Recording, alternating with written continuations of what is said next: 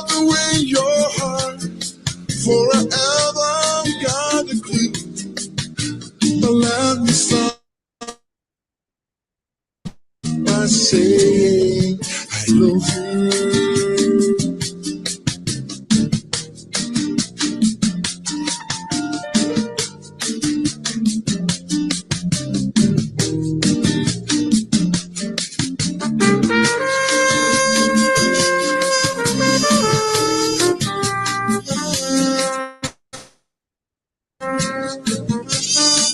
All right, for the music, I kind of was enjoying it. I think it's been 2 weeks.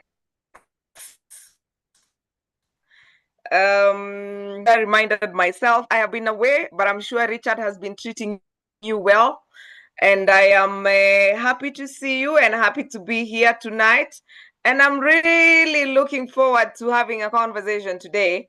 My name is Grace Nzula. I am an HR consultant with Atara Solutions. Atara Solutions is a HR consulting and training company. We offer what we call HR manager outsourced for organizations that require or want to outsource their HR departments. We also offer recruitment services, recruitment and selection, or what in HR we call talent acquisition. So you're here, you're in HR, please do not suffer alone. We are here to offset the burden for you. And if you're a job seeker joining us, please go to our LinkedIn page and see the advertisements that we put out there, also on Instagram and or other Facebook. And of course, evaluations. Job evaluation is a service that we offer. We offer HR audits. We offer salary surveys. We also offer HR structures and documentation for those of you who would like us to do contracting. For those of you who are looking for people to review and update their policies, then we are able to do that for you as well. So that is about Atara Solutions. And of course, for me, CHRP Grace Nzula, and normally I host Get It Right with Atara Solutions. And of course, with my co-host, Mr. Richard, maybe introduce yourself.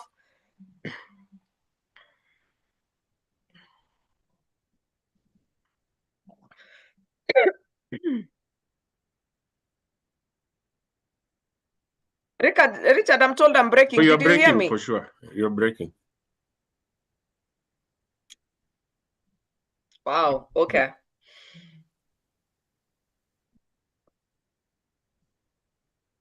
But take it away, Richard. You're supposed to introduce yourself. Good evening, ladies and gentlemen. My name is Richard J. Magoma. Richard J. Magoma is an HR professional. I train people in public speaking so that they can speak eloquently. I also prepare people for interviews.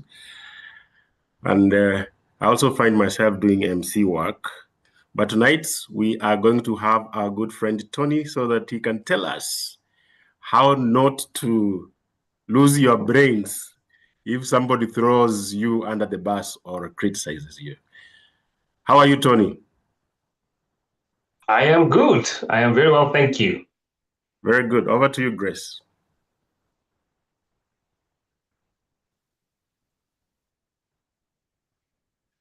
Grace?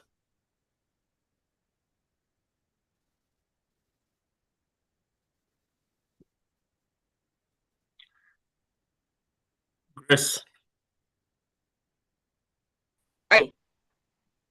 Can you hear me? No, can you hear me? You're still breaking. I can hear you. Internet. I don't know what's happening. Huh?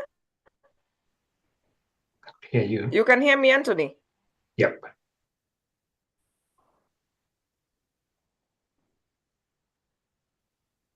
Okay, I don't know. I guess the internet is interneting. I don't know what's going on.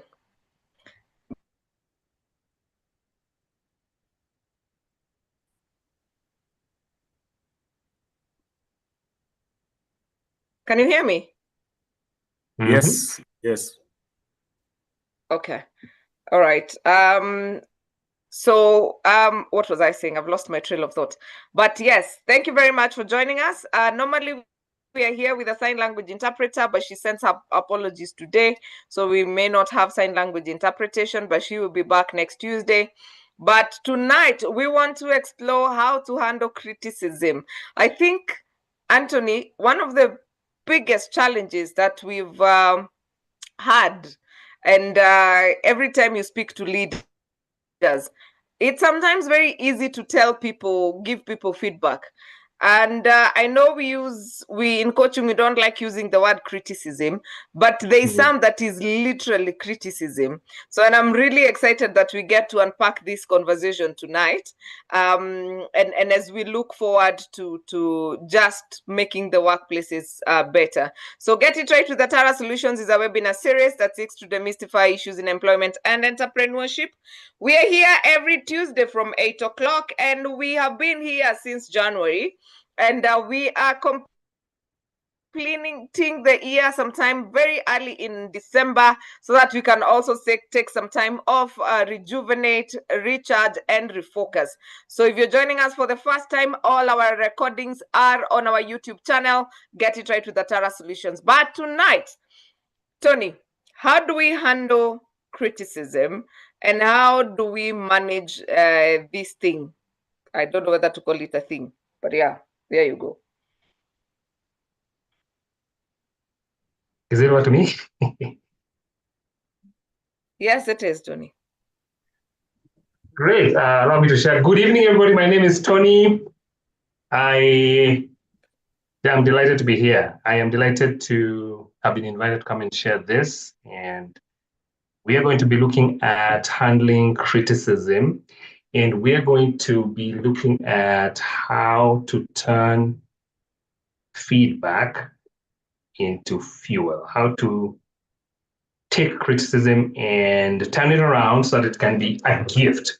And I want to agree with HRP Grace that feedback is important, but not all of us are trained to give feedback properly. Every time I'm training people to give feedback properly, I tell them that it is you who has learned how to give feedback well. When you go back where you work, you are going to find people who may not have been with you in the training that you attended, and therefore are not equipped to give feedback properly. I run a business called The Influential, and we help people find their X factor. I am a trainer, I am a coach, and I also moderate events.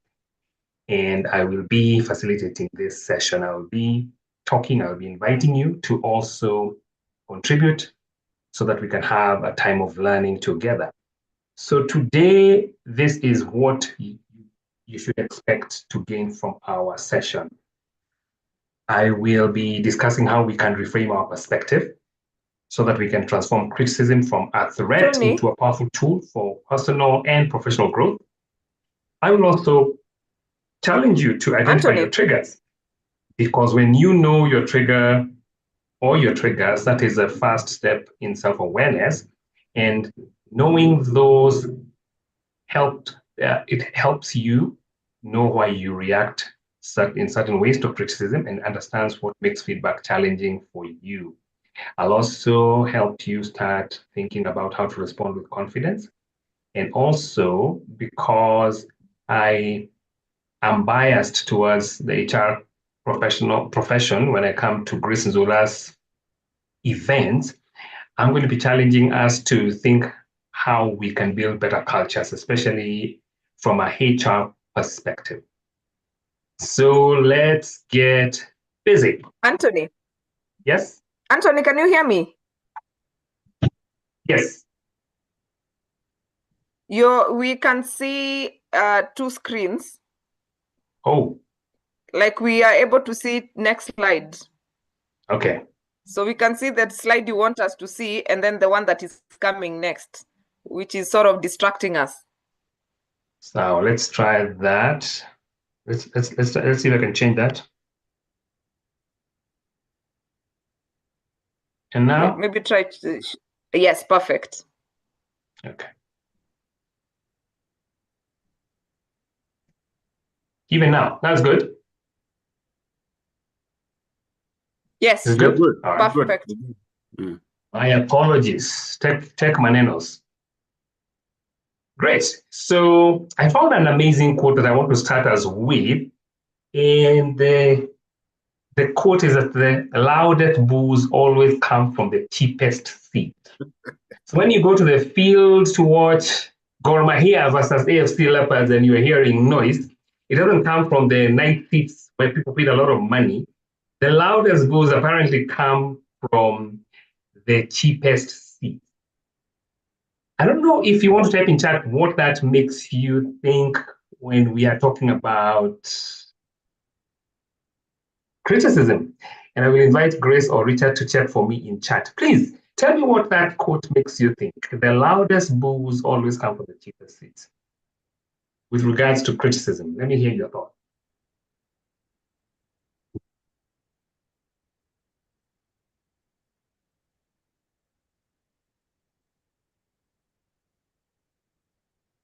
Come on, people, let's hear you. Participate. Let's get your thoughts. All right. Leslie Awino, who has said, it makes me think the people who are least invested have the most to say.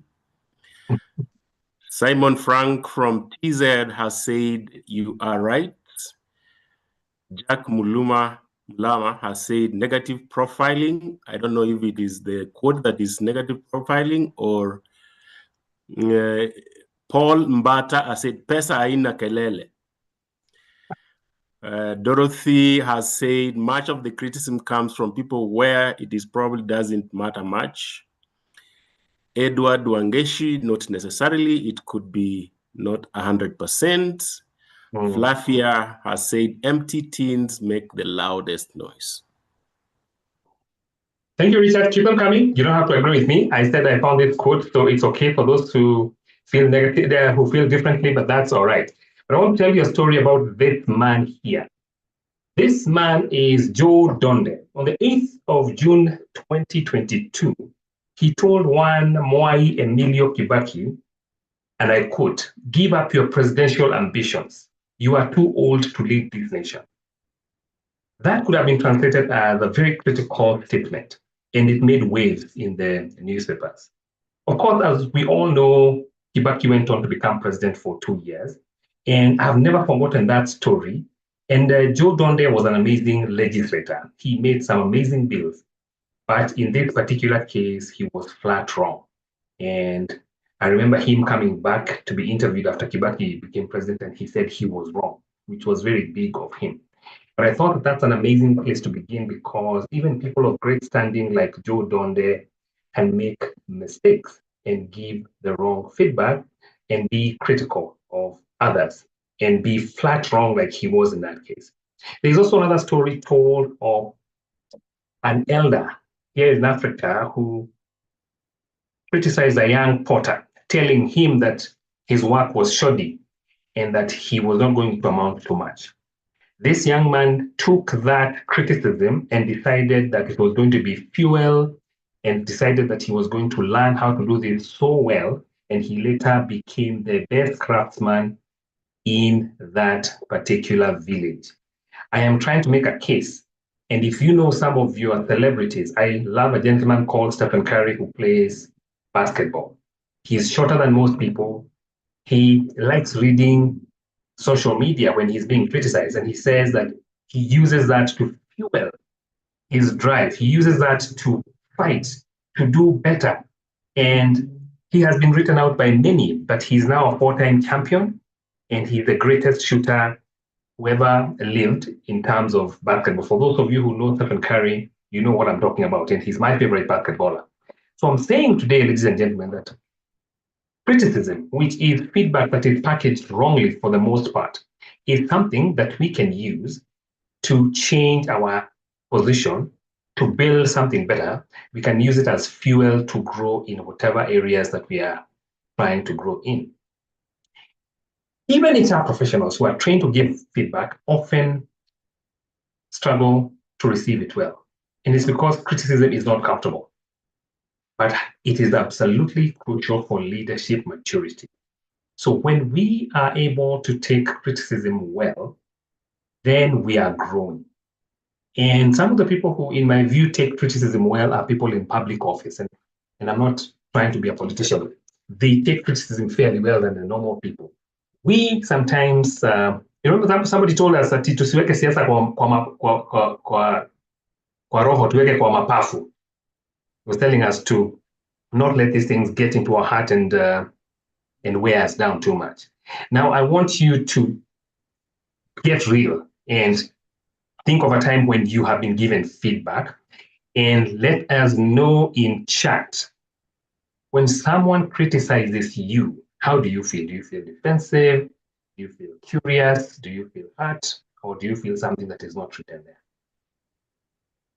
How do you feel when someone criticizes you? I think I feel a combination of defensiveness and curiosity. It's interesting. I feel a mix of emotions. Let's see in chat. So, Mr. Richard, you will check for me what our viewers are saying they feel when they are given criticism. See, I said curious, Pauline Mwashigadi, all of the above, Dorothy, a combination of all. We have Jacinta, defensive. We have heart, there's fear. I feel defensive. I feel very angry. That is a word, Ruth. I can see Shekondu has said first heart, then curious. Corinne Brech has said curious. Then we have Catherine said, which one? Heart and fear on what went wrong. We have curious, all of three. So we have a mixture of one or two or three. Asante sana, Richard. And thank you, ladies and gentlemen, for being honest. I'm also being as honest as yourself.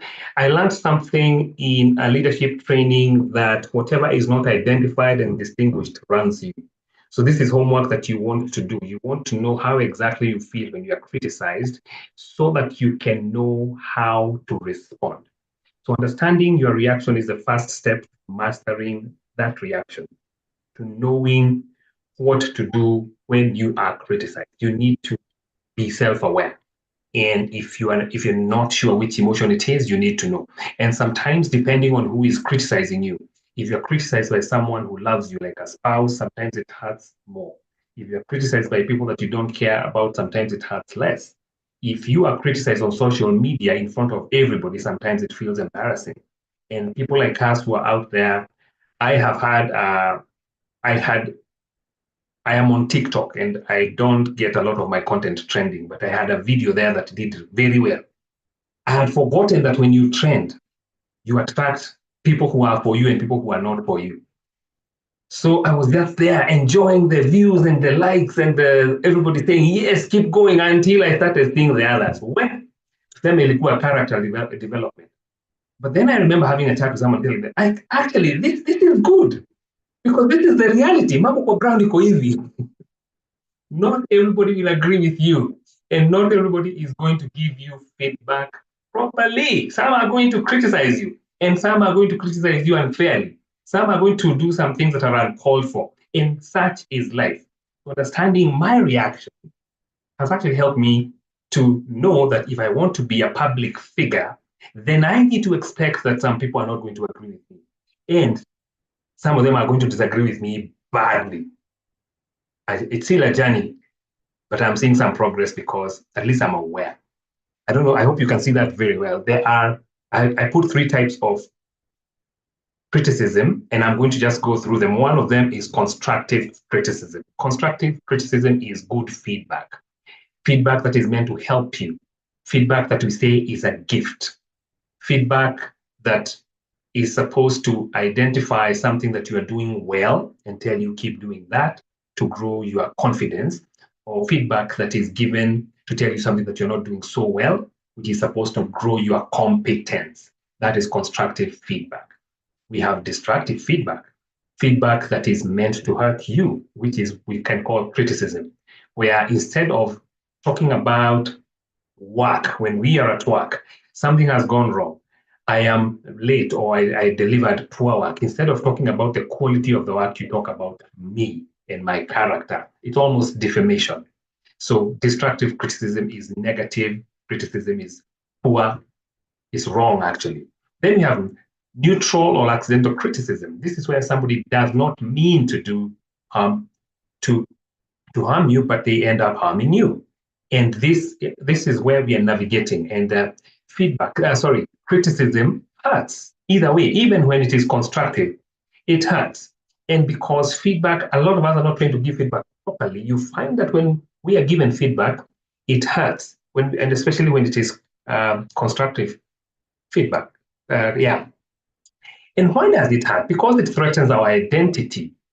Some of us tie our self-worth with our performance and our competence. So when we are told something around our competence, we feel a certain type of way. I am speaking to you, and just last week, I was doing some training and I extended my training hours by error. I thought that we would finish a process quickly, but my participants ended up taking a bit longer than I had hoped. And I tell you, I felt like my competence was under attack. My co-facilitator kept trying to encourage me, but there's one piece of feedback that was given very well, but it made me feel so bad. So these are things that we have to keep learning as we go. Criticism also hurts because it feels like rejection. Our brains are wired for belonging. We want to be told nice things. So when we are told things that are not nice, we feel like we are being rejected. And feedback can also trigger physical pain because our bodies are interesting. Neuroscience shows that our bodies process criticism the same way we process pain. That's very interesting. So what do we do with criticism? Because it's going to come. How do we respond instead of reacting? And I want to posit that we can try something I'm calling the 4-step framework for inner work. I'm not sure you can see that very well, but don't worry, there are other slides that will be explaining this better. Pause. When you are given critical feedback, when you feel attacked, instead of, our bodies are wired to fight, flee, or freeze when we are threatened. So instead of doing that, pause, breathe, then process what you've just been told. Remember, most of the times, and especially at work, criticism has some truth in it. It is coming from some place. It is someone's truth. It is someone's perspective. So process it and see if there is an element of truth there, if there is feedback in that mumble jumble of negativity that you received. Probe and see if there is a truth. What can you do about it? What can you do about that feedback? And then if there is something that you can do, pivot. I see a hand raised up. Leslie, you want to say something? Leslie Awino's hand is up. Yeah, I've tried to allow her to speak, but I don't know. Leslie, you wanted to contribute or was by mistake? Can you hear me? Yeah. Yes, we can. Oh, thank goodness. Okay, so it was just a request because I see I'm not the only one with this issue. If there's a way to increase the size, we can't really see the slides like that.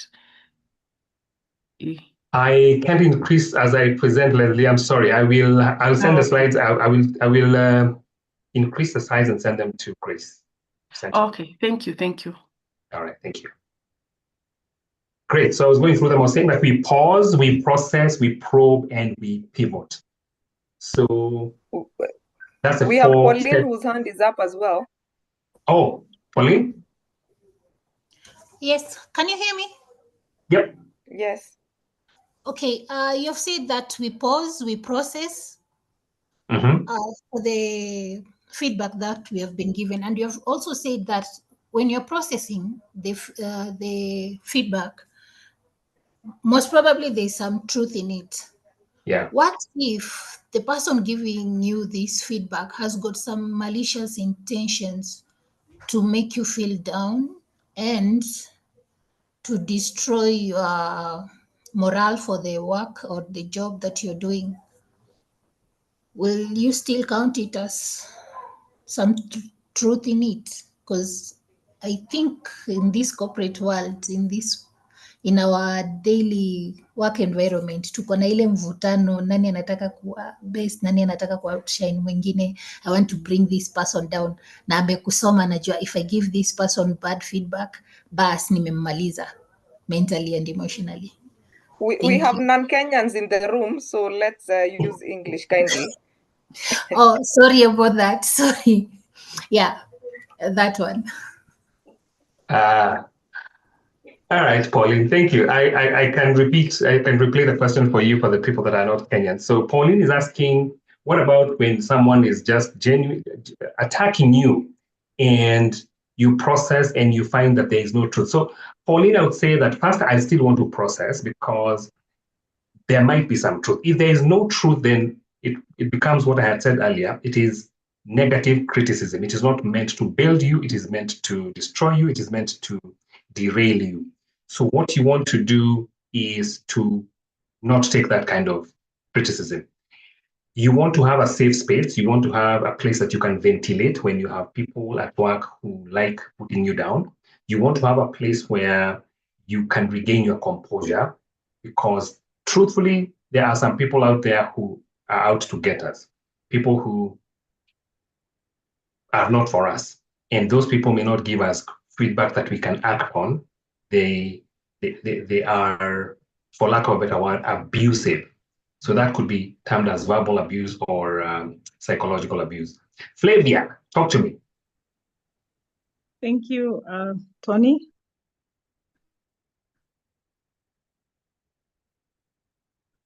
Mine is still about receiving criticism. Say that again.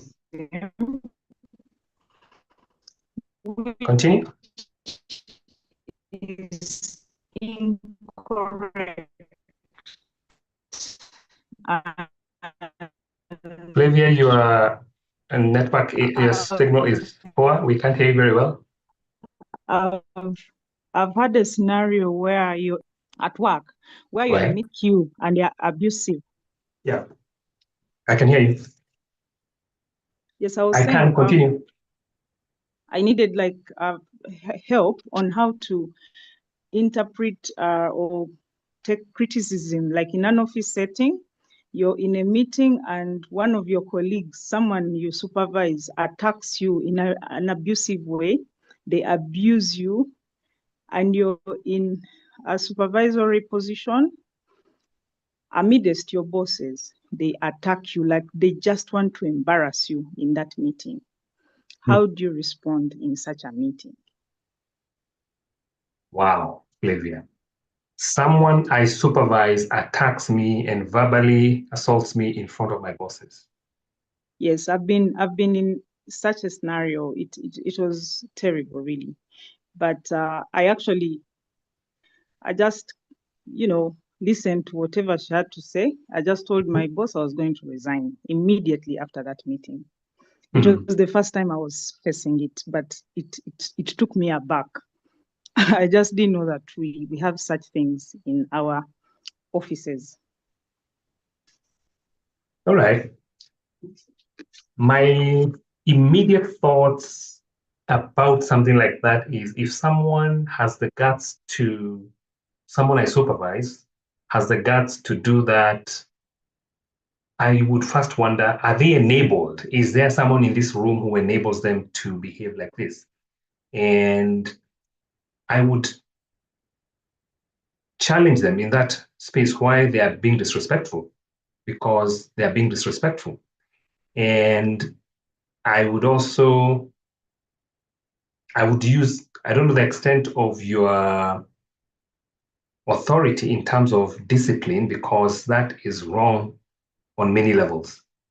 Because I'll check the policy on what I'm allowed to do when people do that, and also check in with my superiors because they witnessed it as to their thoughts about something like that before moving forward. I'll try very much to not get emotional, but I can understand where you are coming from. If this is enabled, allowed by someone just because of some feeling some way, I would also not want to work in a place like that. I had seen another hand go up. I don't know, Flavia. I don't know that you still work there. I don't know what happened. Was there action taken on this person? Your feedback has helped. I just made a decision and I resigned. But to be honest with you, the resource was being backed up they were related to the business. So, I mean, the option was for me to get out.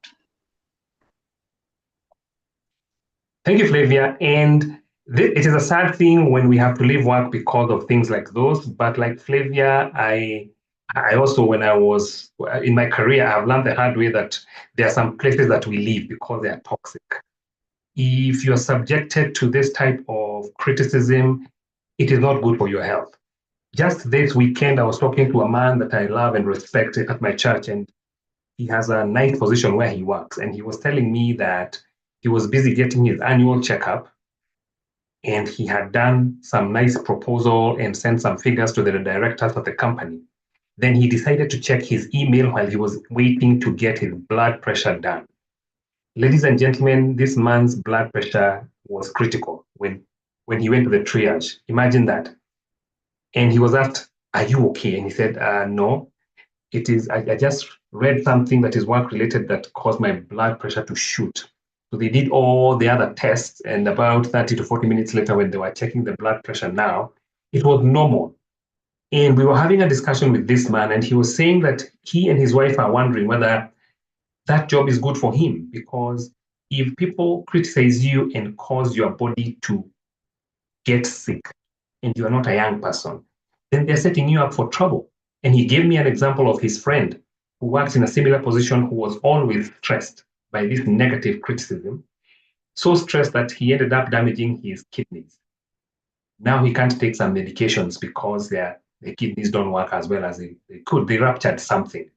And if there are medics in this house, they can corroborate what happens when we are so stressed that we rupture something around the kidney that doesn't heal quickly. So this man is always on meds. And I was in shock, honestly, that people have a lack of emotional intelligence to this level, that you are stressing members of staff and giving them lifelong problems. It was a sad story, honestly. So like Flavia, we should not allow ourselves to be in places which are going to kill us, for lack of a better word. Allow me to go on. And I will answer some questions at the end of this as well. So I'm so sorry, I was not able to finish editing my slides. It's been a long day. But the 4-step framework is really about growing your emotional intelligence. Thank you for the appreciation. I'm seeing some appreciation there. The 4-step framework is about growing your emotional intelligence. And ladies and gentlemen, if there is one thing that we can't stop working on is our self-awareness, so that we manage ourselves, and then managing our relationships with other people. Ruth, I see a hand up. Go ahead. Ruth Nawile.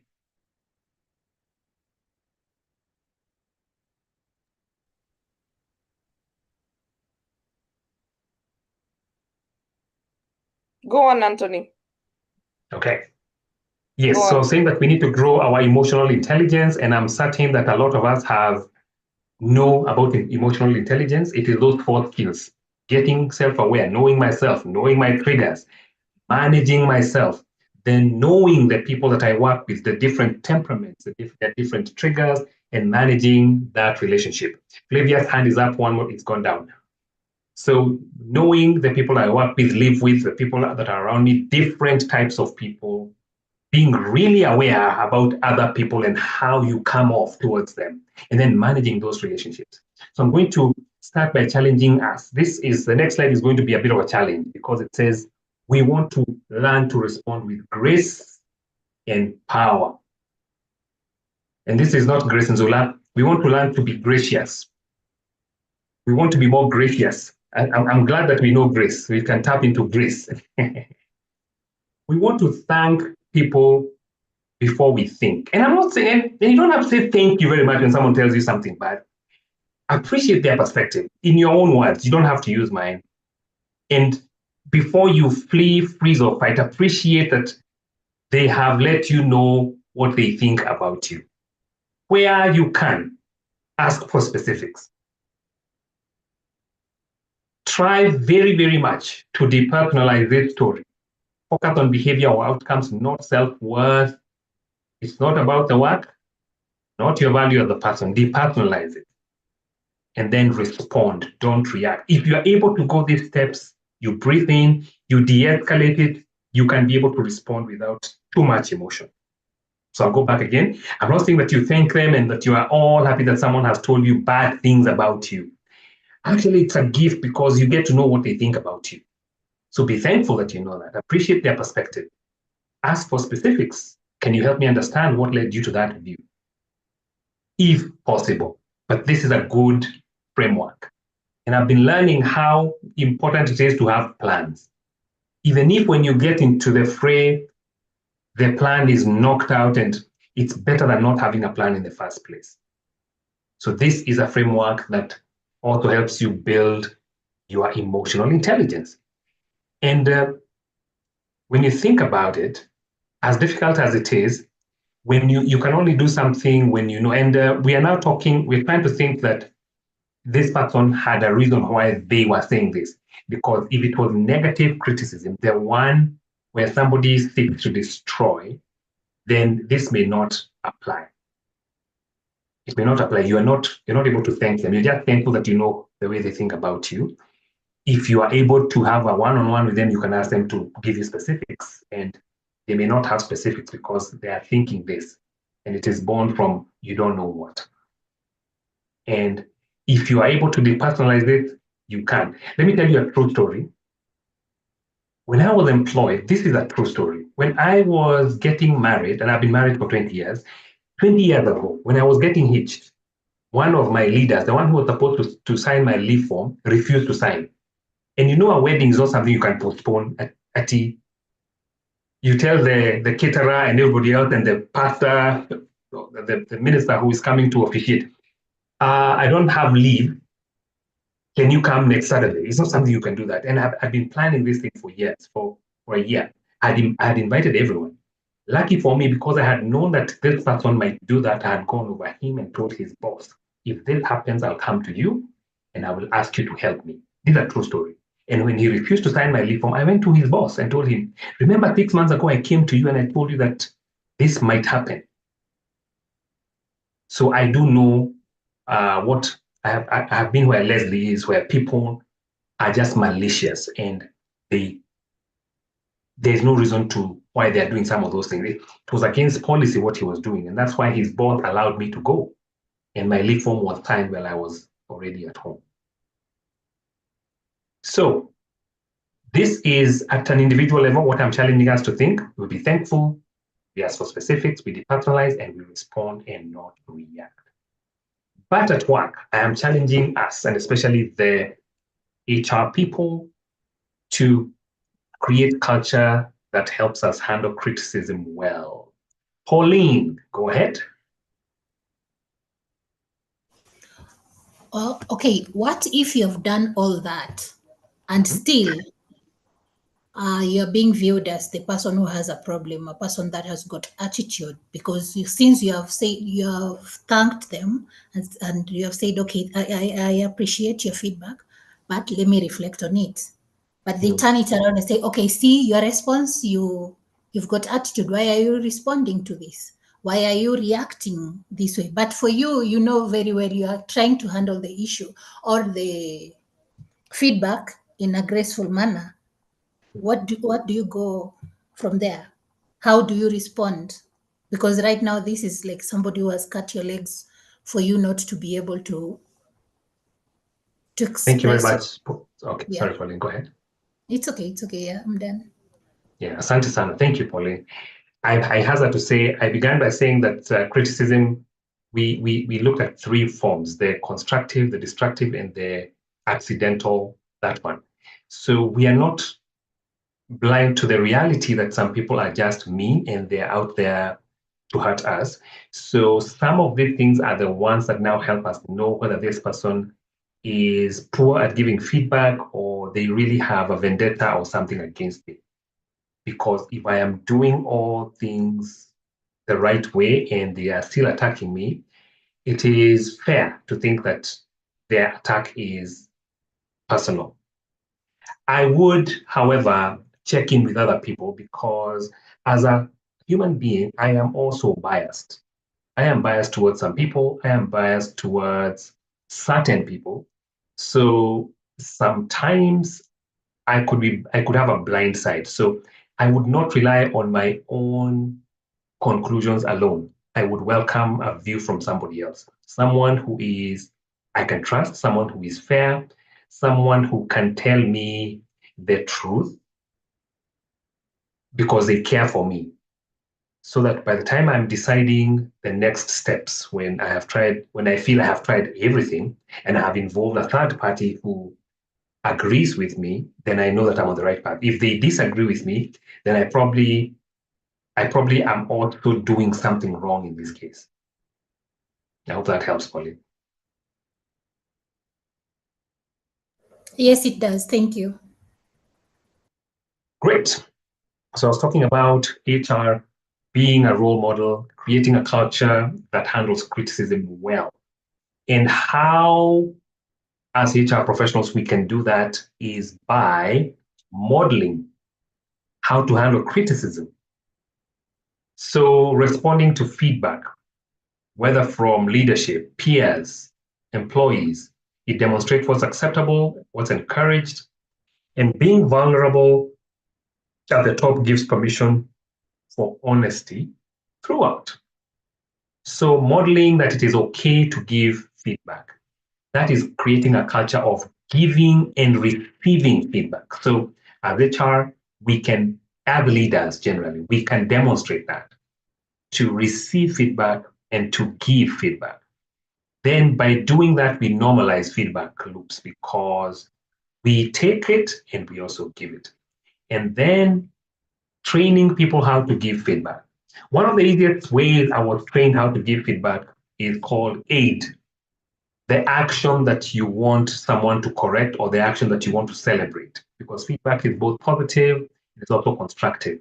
So the action that I want them to correct or the action that I'm celebrating, the impact of that action and the deed that I want that person to do. So if this person is a great communicator or they saved the day, I tell them your actions or your communication, your presentation was amazing. It is the reason that we got that deal. In future, please keep doing that. And if you can teach other people to present like you, please do. If someone comes late all the time, you tell them your lateness, the action, is causing other people to have to fill in for you. That's its impact. So in future, you need to come on time, or there are consequences that are negative because of your lateness.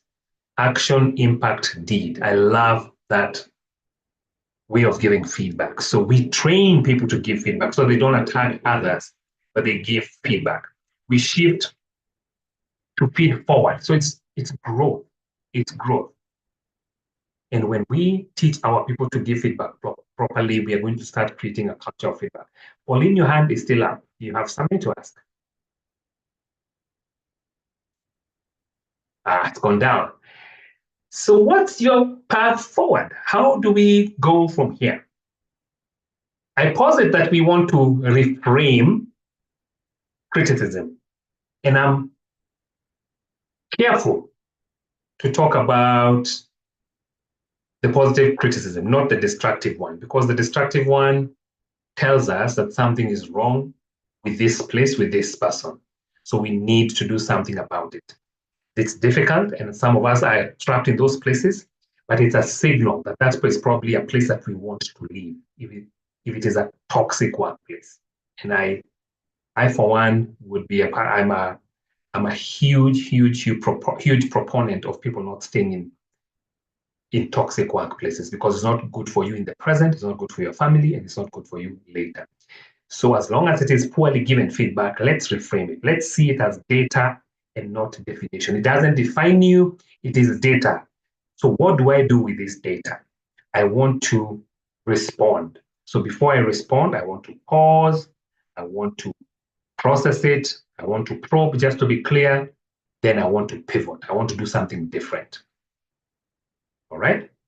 Then after I have responded, I want to reflect. What truth can I learn from what just happened? And then the truth that I learn, I want to reinforce. I want to model the culture that I want to see. So that's another framework that I believe is very good.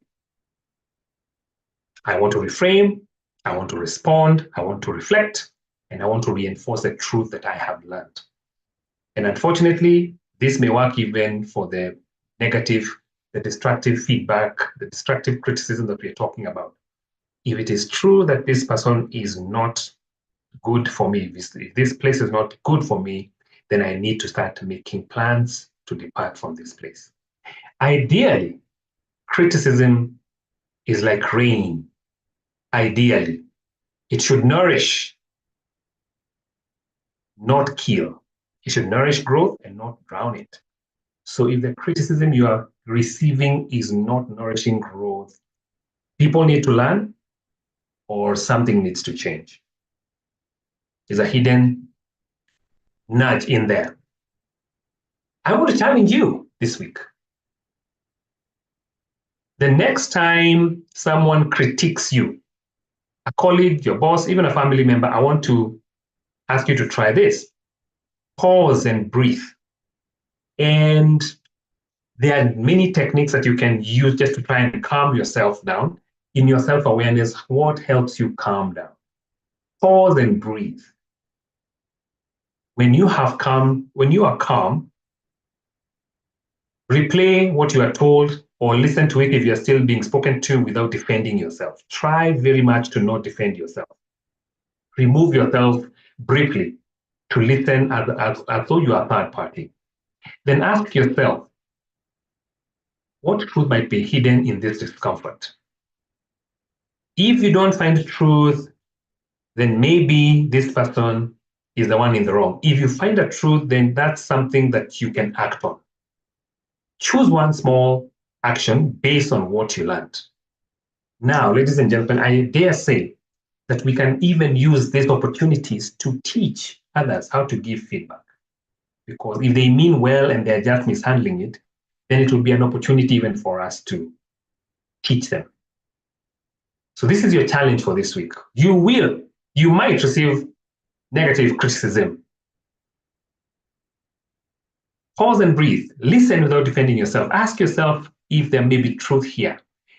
If there's some truth, then choose a small action that you want to take based on what you learned. And here is what I also want to call design principles for a feedback-rich culture. If we are all trying to build a type of culture, I want to give you some metaphor that I think to some degree help us to deal with this negativity every once in a while. Clay. Let's look at a potter's touch. Like clay shaped on a wheel, criticism can mold us, sometimes uncomfortably, but into stronger, more refined versions of ourselves. Think about Goge wa Thiong'o. Think about Nelson Mandela. These are people who went through a lot of criticism. One of my favorite people is Wangari Maathai. She went through it as well. So these people went through a great deal, but it molded them to whoever they became. The blacksmith's fire. Heat and pressure don't destroy metal, they strengthen it. Feedback, even when it burns, can forge resilience and excellence. The buried seed. Growth requires being buried in darkness before breaking through. Criticism often feels like a burial, but it's actually preparation for a breakthrough. So criticism may be painful, ladies and gentlemen, but this principle can remind you that it's for a season and that the sooner rather than later you're going to break through, you're going to flourish. I want to end with this quote from Albert Hubert. He said that the final proof of greatness lies in being able to endure contumely without resentment. So in another one of his quotes, it is written, to endure criticism without resentment. So he was saying that that's a sign of greatness. I watched a video of Obama being heckled, and I challenge you to look at that. He displays great emotional intelligence. The president of the United States at the time, he was being heckled, and he he would respond with such poise and class and emotional intelligence compared to Donald Trump. I watched Donald Trump in his first term as president being heckled, and it is day and night how the two of them would handle hecklers. So my challenge to you is this one, that as you lead with the courage to hear, that you will lead with the courage to hear hard things, the wisdom to discern the truth, and the grace to grow from every word spoken to you, whether that word is nice or not. Asante sana. Hiyo ndio information yangu. Thank you very much. Thank you very much, Anthony. You can connect with Anthony on LinkedIn as well. He's a very active, I think he was voted influential on LinkedIn or something. But yes, he does a lot of articles there, so you can catch up on that. And he used to run a YouTube channel. I don't know what happened, but we shall revisit. It's actually there, Zola. It is still there. Excellent. All right, so guys, do you have any questions for Anthony? Any questions from you? I can see the claps. I can see the love. Kindly continue giving your emojis. I see Catherine Kambona wants to speak. Catherine, you can speak. Go ahead.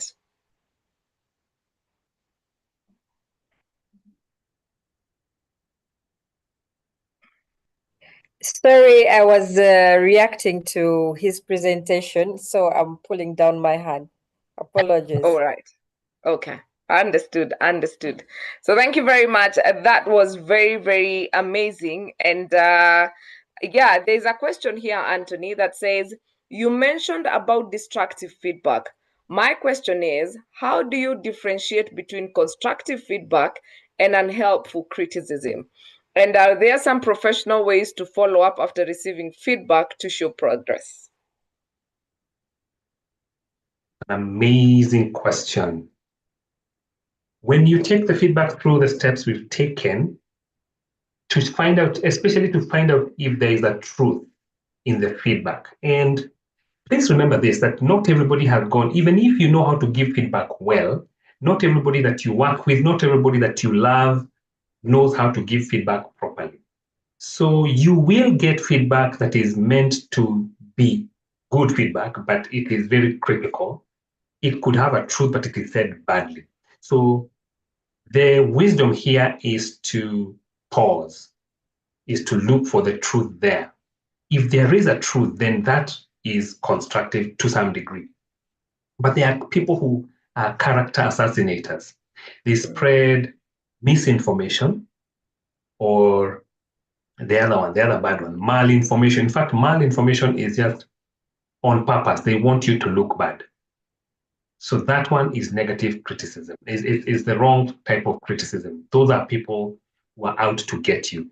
But the other one, where there is some truth, even if it was given badly, that's the one we are saying that seek and see if there's some truth. And if there's some truth, then act on the truth, because it does help you. It does reveal a blind spot for you, and it helps you to do something about it.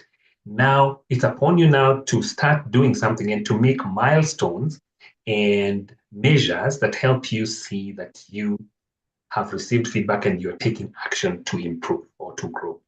So you can look for milestones. Like, for instance, if you are told that you always come late. I remember dealing with a case somewhere where I was coaching a group of people, and someone in that group was coming late all the time. So I first told the leader, if you've not told them that they come late, don't tell them that they come late, that they are late comers. Wait until they come late and then address the late coming. Tell them you have come late, and yesterday you are late, and the other day. Now you have grounds to talk about the recent lateness. So now you have pointed that to them. Now it's open. How can they improve? By not coming late and seeing, out of, I used to come late 3 times a week, I am not coming late anymore. Or in the last 5 weeks, I've come late only once. So those are metrics that you can measure to show that you're actually, simple metrics. I hope that's helpful. Thank you, Anthony. And then there's a question by Sarah Berry, I don't know, Sarah B, let's call her that. Please help me with this. What if the person a leader chooses to give them feedback is someone they trust, but that person is not genuinely helpful because they have already studied the leader's personality and tend to mirror their energy instead of being honest? In such cases, the feedback becomes more like flattery rather than constructive criticism. How should a leader handle this one? All right. Another very good one, and I hope I got it correctly. We are talking about the secondary person who we went to, and this person is also an ally to the boss, so they are giving you the same feedback that you're given because they don't want to be against the boss. In my view, I would actually look for another person. And again, I think it's a call for us to be robust in our networking. If I work in this place, I want to have 2 people at the very least or more that I can confide in, 2 people that can tell me the truth or more. Ideally, I challenge people to build strong networks where they work. You don't have to be friends with everybody, but you spend so much time in those places that it would be of great importance to have good friendships there. Friendships of people that care for you and what happens to you. Because if you have those, then you can get real help. If you don't have those, then you're not doing very well, and that can come to bite you. And I have been a victim of that. I didn't have too many friends, so at some point I had limited places to get feedback. And when I learned that, I started to cultivate some friendships. And eventually I left that place where I didn't have very many friends. And in the new place that I went to, I cultivated better friendships because I had learned from my mistake. It's important. It's important to have friends who can tell you the truth. That would be my challenge to that person. Yeah. That's true. And Claudia is saying, how can you help those who don't know how to give feedback immediately? Those ones who don't know how to give feedback. I gave an easy way, AID, action impact. If you look for ways to give feedback, there are many ways to give feedback. The one way that I would advise people to not use is the old sandwich method, where let's say that I want to tell Richard something that I think he needs to work on. So I start by telling him something good about Richard. Richard, you're such an amazing moderator. Then I tell him I hide the feedback in there. But Richard, the joke you made about Kikuyus, I'm a Kikuyu, it hurt me, nini. Then I say, lakini Richard, ninajua wewe si mtu mbaya, nini. So Richard may not even get the feedback. He gets confused. What am I saying? Am I saying he's a good moderator, or am I saying that his jokes are good, or am I saying that they are bad? It's not clear. So we should separate the feedback. If I want to commend Richard for his amazing skills, I just talk about it. If I want to tell Richard that the joke could have gone south, I tell him that. But I tell him in a way that he is actionable. I tell him, Richard, the joke that you made about Kikuyus made me feel a certain way. And you're my friend. I know that you don't hate them, but I felt a certain way. And I wondered, what about the people who don't know you? So in future, I would not give a joke like that. I tell him what to do. AID, action, impact, deed. Then I would challenge this person to practice doing that. Address the action, address the impact of that action, and the deed is what you want this person to do going forward. Keep practicing. You can be coached, you can be trained, but even with the framework alone, you can keep doing it and grow in it. Action, impact, deed. I think I should put it in chat. Yeah. All right. And Leslie is saying, how do you catch yourself when you find yourself responding in a phoning manner after receiving criticism? I'm not sure I have the tools for a more measured response. And David is saying, we have bosses who everything negatively criticizing, and then you later learn that they are only criticizing you so that you don't request for support or criticism or facilitation. Your comments, Anthony? About the boss, I missed the one about the boss. I was writing them down. Okay, so how do the boss who criticizes you negatively all the time, and then later you learn that the criticism is so that you don't request for support or facilitation? Interesting. For the person without the tools for measured response, please get the tools. Get them. Get trained. Get a coach. But first and foremost, forgive yourself and empathize with yourself. You're a human. It is humans who do those things that you do. Empathy, before you give it to others, you need to give it to yourself. So empathize yourself and begin by accepting that you are capable of learning and improving and growing, and then start slowly. Start slowly. We all can grow. I am a person who was not a very good listener, like a poor listener. I couldn't wait to speak. Then I learned to coach. And the proof is in the pudding. My wife thinks I can listen. So hata watu wengine wakisema aje, kama wife mwenye ninaishi na yeye, mwenye nilikuwa nina sisikizi kitu, anasema ninakia. Sorry, let me go back to English because of the people that are not here. I wasn't listening to my wife. She says I listen. Where I listen now, ladies and gentlemen. So we can all learn. And I am one of those guys. So that's this person who thinks that way about themselves. We can grow. I am proof of those things. And I know other guys. Then for the leader who is, so I'm hearing this, I'll act like a coach. What I'm hearing in this situation is that you feel your leader is criticizing you because they don't want to support you. I'll challenge you, first of all, to do a bit of research. Someone impartial, to find out whether your belief is true. And then, if it is true, my challenge to you, and this is only a way, you can find another way, I would talk to another person of his level. If all else fails, I would look for a person I can trust at his level to be my intermediary. Say I'm struggling and I would like to help. I would like to get some help. I would employ someone who can speak to him at a peer level. I'm not reporting him. I would phrase it like that I need his support or I need his help, but I am afraid to ask for it. Can you mediate? I would employ the help of a mediator because I need my boss. My boss is the one who will do my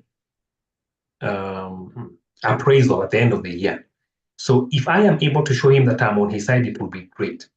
But remember, I'm the same guy who said that if a place is toxic, you don't need to stay there. You can move. I will always put that disclaimer there because your health, your wellness is greater than the jobs that we have, ladies and gentlemen. You're correct. And I think more, is it okay for a leader to criticize in public by mentioning names and mistakes even during meetings? I think Tony already answered that, especially in the presentation. First is, okay, fine. Richard, anything from you? Alan's hand has been up for a long time, Grace. I have actually allowed him to speak. I was prompting Richard as I prompted Alan.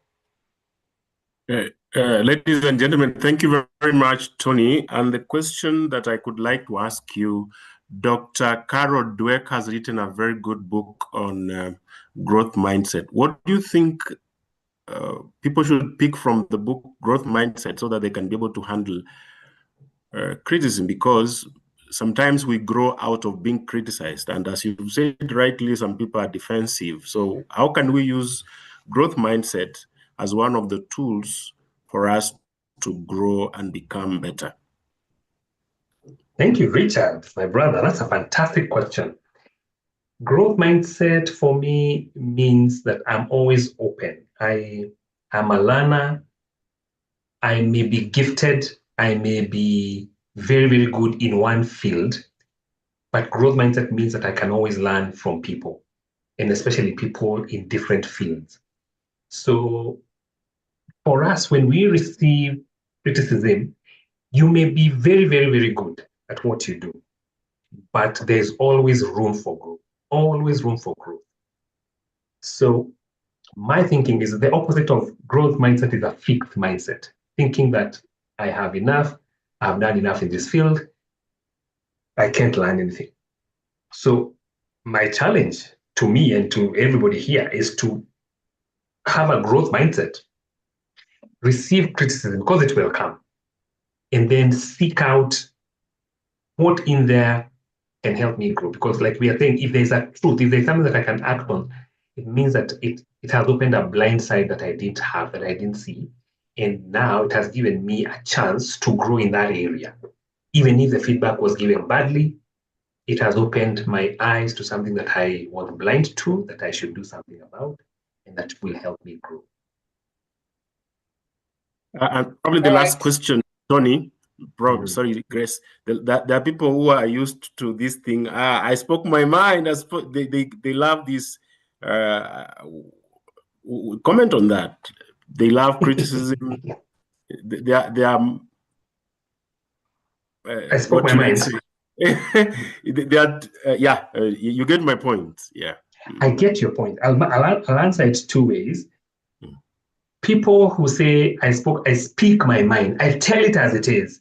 I challenge them. Can you take it as it is as well? Because a lot of us say that I dish it out. And I have to, can you take what you dish out? And it is sad because there's a lack of emotional intelligence there when I say that that's how I am.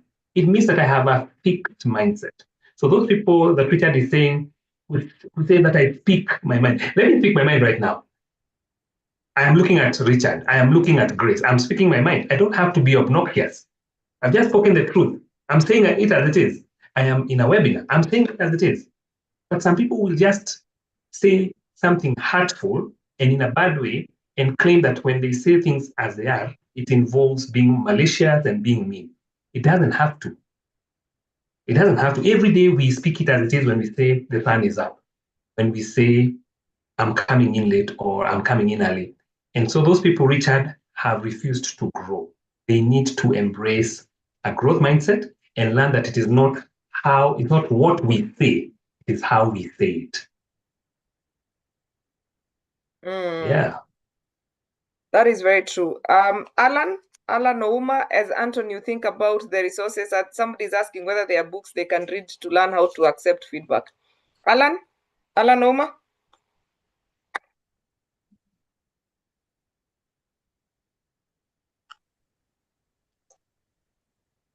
Thank you, Tony.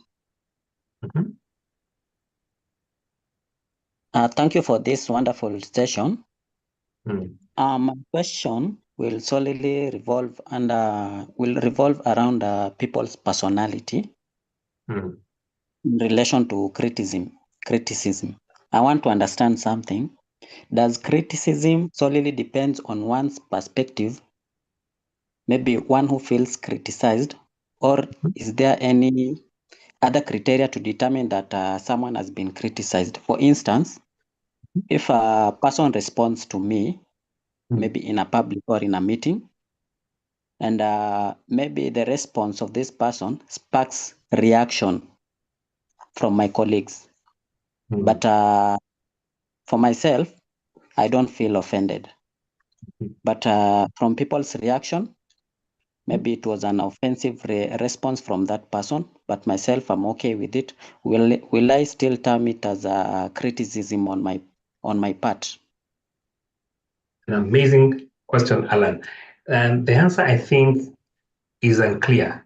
But I would say that it's a matter of perspective. Sometimes the person giving the criticism is the one who knows that they are actually criticizing you. Sometimes it is the recipient who feels they were criticized. And sometimes, like you've rightly put it, it is other parties, third parties who see that. I would hazard to say that it's a matter of perspective. Then I would also add that we need to grow in our emotional intelligence to respond. But the real answer is that it's a matter of perspective. Thank you, Tony. Yeah. All right. And finally, because we will be here forever, and I know Tony and myself are also very tired, there was a question that had a flip on guests now on not bosses. And maybe that's an important one as we come to a close. How should one professionally handle guest criticism that appears insincere or unfair? For example, a guest asks a night security guard to watch over and listen to children sleeping, clearly trying to avoid paying for nanny services, even though information about those services had been shared in advance. The guard agrees against company policy. The following night, when a different guard who is on duty politely declines and instead offers to help the guest connect with community nannies, the guest later gives negative feedback, claiming the guard was rude. How should such a situation be addressed and managed both with the guest and internally with the team? Well, that was a bit long. So two guards. So there's one guard who agrees to make local arrangements and then watch over the kids. Then there's the one who refuses to do the same and offers solutions in terms of contacting other people. Yeah. But then the guest has decided to give negative feedback about this one who has said no. How do you handle it with the guest and also handle it with the team? Wow. It sounds like a lot of truth has come out here, that there was a local arrangement. So that is a local arrangement. Then the person who follows the rules is the one who is getting in trouble here. If I was leading this team, I would make an example. I would phrase it exactly the way you said, that local arrangements are just that, they are local arrangements. If they go against policy, then something is wrong there. But there are local arrangements that don't necessarily go against any policy. So if people choose to make a local arrangement, that's just that. It's a local arrangement. They should not expect that everyone else is bound by a local arrangement that was made by two consenting people. Because I'm almost certain that some money changed hands. I'll pay you for you to do this. There's nothing wrong with that. But now coming to badmouth someone, it shows a lack of emotional intelligence of this person, because they're feeling entitled. If Grace can do it for me, even Richard should. But Richard doesn't want to, and it's outside of his job description. So I would use policy here to defend the guard, and also reprimand this guest for this behavior, because it's not acceptable. They are acting entitled, and they are dragging other people into the mud for doing the right thing. And sometimes, unfortunately, Grace, sometimes we get into trouble for doing the right thing. Unfortunately, it's just the world. Most of the time. Yeah. Yeah. And as we prepare your parting shot, please let us know about any resources we can read about. There's somebody who was asking about a book or something. All right. No book comes to mind, but I'll challenge you to just go on Google and look.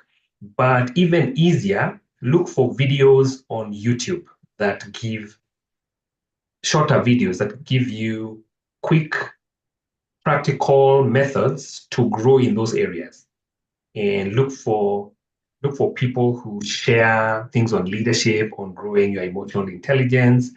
I don't think I have anything on my YouTube channel on feedback, but I do have something on growing in your leadership. So you could check there and find similar videos, because I believe that you can find easy to try methods, tried and tested methods from videos that you can start even while you look for a book. Yes. So kindly share your LinkedIn details too, or email, whichever is easier to reach you. Right, we can be here forever, guys. I know this is a topic that we will never finish. And as Tony is sharing his contact details on the chat to give us his parting shot, Odindo is saying, in our HR practice, you'll be criticized for issues such decisions contained from SMT, which is not a one-man's decision. How do you deal with such attacks? I think one of the things I can say is make peace. And remember, you're just a messenger, and they always will find reasons to attack you. So, and because you're also genuinely clear that it is not you, it is a management decision, make peace with it. And sometimes in leadership, if you have done the things that Anthony has said in terms of unpacking this thing around you, then it becomes easy for you to know that this is not about you. It's just people who genuinely are looking for reasons. But you're done, Tony? I can see you've shared your LinkedIn. Did you need me to share something else? Your parting shot. All right. My parting shot.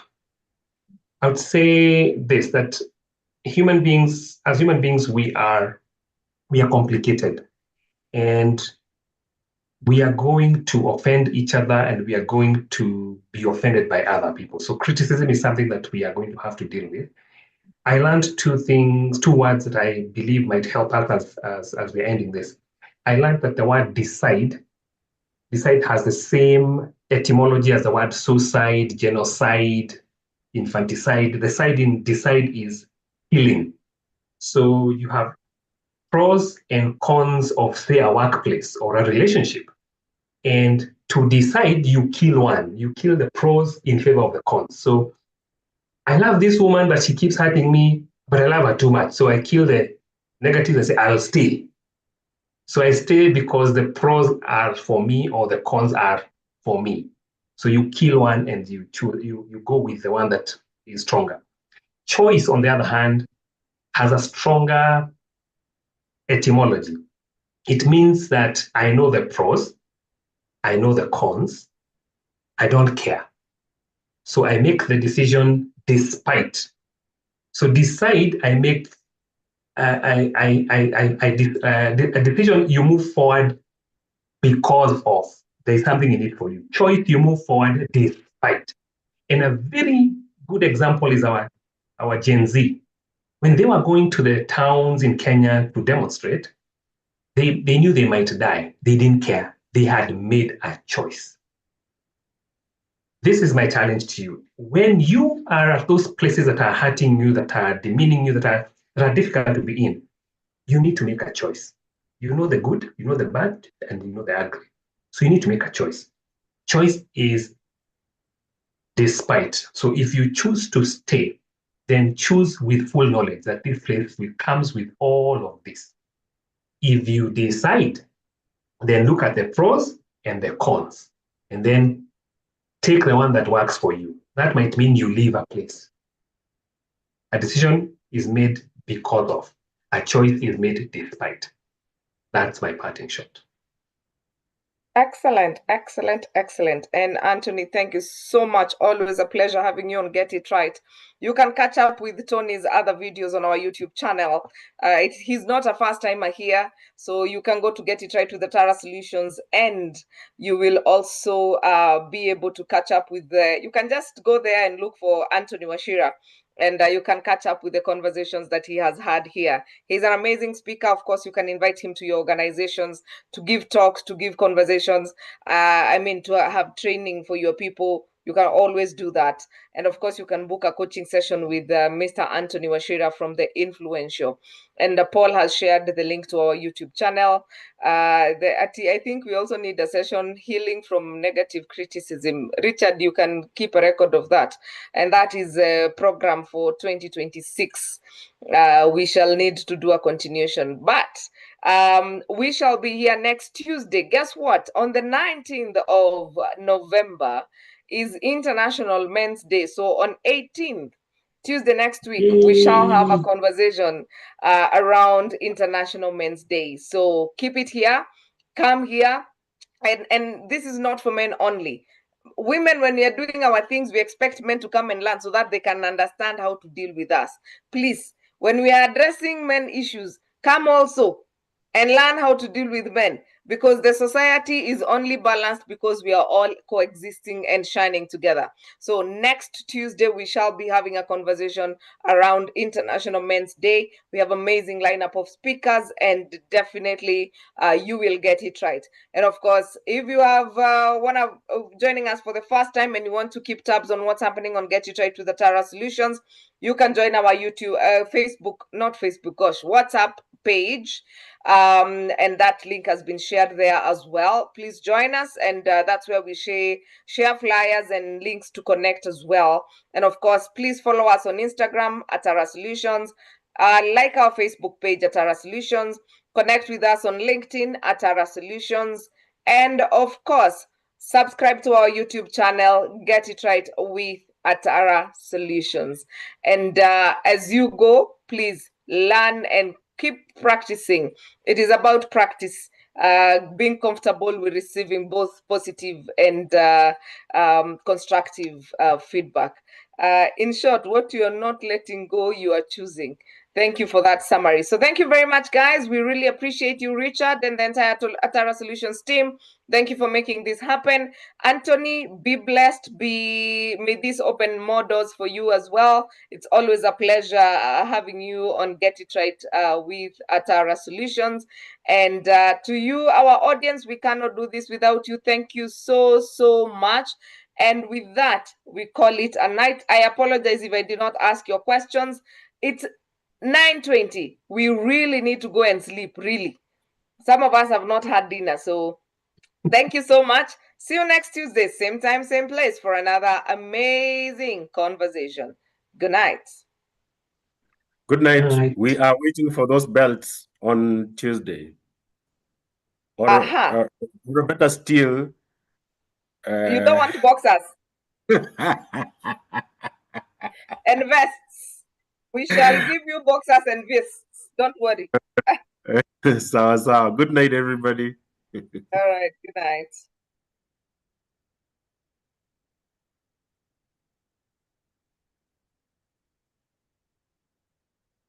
And I wonder what it do. Are you somewhere feeling lonely? Are you someone loving you? Tell me I'll do in your heart forever. I've got a clue. But let me start by saying I love you.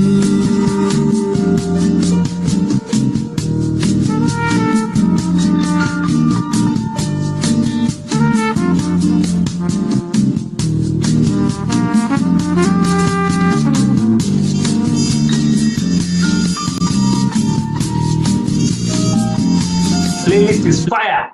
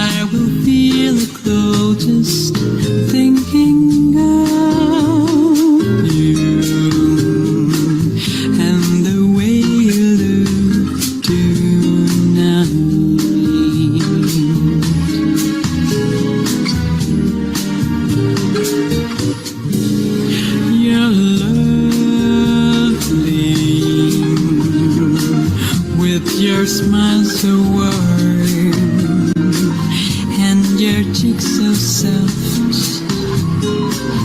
There is nothing for me